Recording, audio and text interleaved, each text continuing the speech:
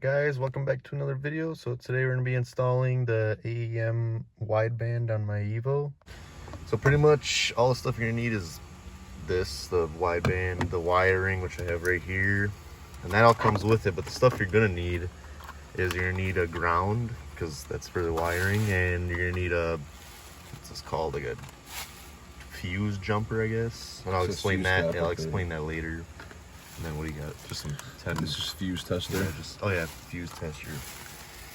So I'll show you how we're gonna wire this first of all. So I originally thought we were gonna have to poke through the firewall, but I guess Tony has a way that we could do this.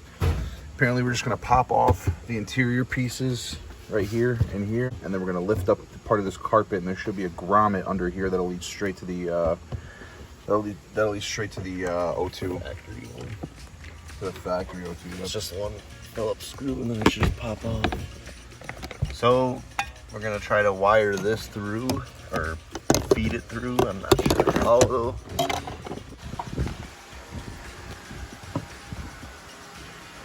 You know it's hot when Tony starts sweating. Right here. Tony never sweats. Now what you do is this carpet right here, you just pull it back. All you do is just pull it back. And then right here, this cardboard, do the same thing. Like styrofoam. Or yeah, styrofoam. Just gonna pull it back. And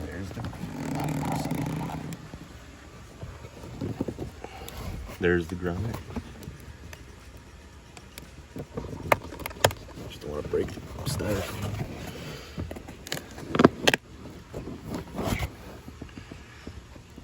So the grommet. The grommet is right there. That's where you put it through. All right, so we found out that whoever the previous owner was had, where is it? Already had a wideband in here. So we're most likely just gonna get rid of the old one and put a new one in, just because I'd rather wire it the way I want to wire it. Sal thinks to just keep it, but I don't know.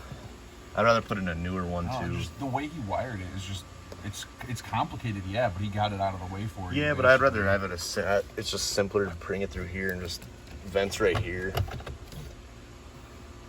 I don't know. Whatever you want to do. I'm just saying, this is pretty clutch that it came with a wideband already pre-installed. Yeah.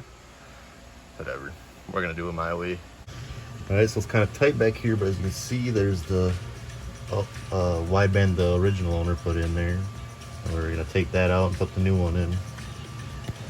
So I'll update you guys when that happens. All right, so this is the old wideband. It's cooked. Yeah, that is pretty cooked. That's why I said not to use it, because I said we'll put a new one in. I didn't say we had to reuse that. I said to reuse the wiring that goes to the gauge. Well, now everything's all out, so now we put in our wiring and make it the way it's supposed to be. That grommet's pretty big. I thought we were gonna have trouble trying to fit the cable through the hole. No. It actually slips right through when you move the plastic piece. So under the styrofoam, this plastic grommet is going to be over that hole. The way we found it was taken out so it could fit the wideband sensor through the hole as well. Honestly, dude, I thought this was going to be kind of tough. Where did you go? I'm just talking to myself at this point. Yes, I already got it.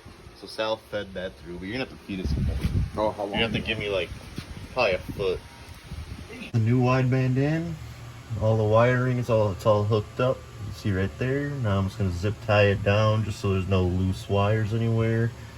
And then we'll meet you up top when we're done down here. All right, now everything's done down there. I cut a little slit in the grommet.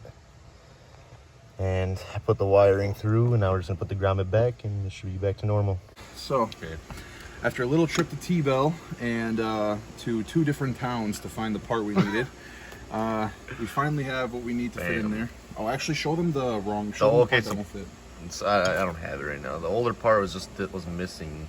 It wasn't like missing, but it wasn't long enough, so it wouldn't fit in there. So I got the 2 fuses in there, and it's just gonna go right in here. Can't really show. I'll show you after, but it's gonna go plug in right over here somewhere. And then we gotta crimp it. We gotta crimp it to the wires that we got here, and then we gotta ground it right next to it. That bolt right there. So after that, I'll show you what we got.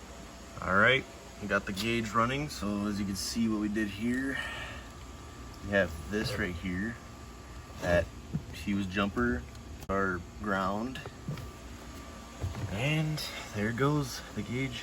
It's working. Tucked all the wires pretty much underneath the steering wheel, zip tied them up. I don't see it being an issue. I mean, I don't even move my steering wheel, but even if I did, I don't think it would even intervene or anything. So I think we'll be good now. Pretty much just put stuff back together. I do have the vent gauge, but it hasn't came in yet, or vent pod. But for now, I'm just gonna run it like this. I don't even drive the car right now. We have the AFRs up there anyways. All right, got it working back together. Let's start it up.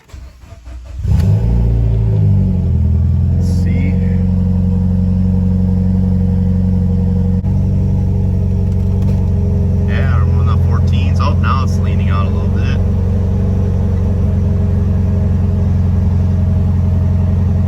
Yeah, it's about normal.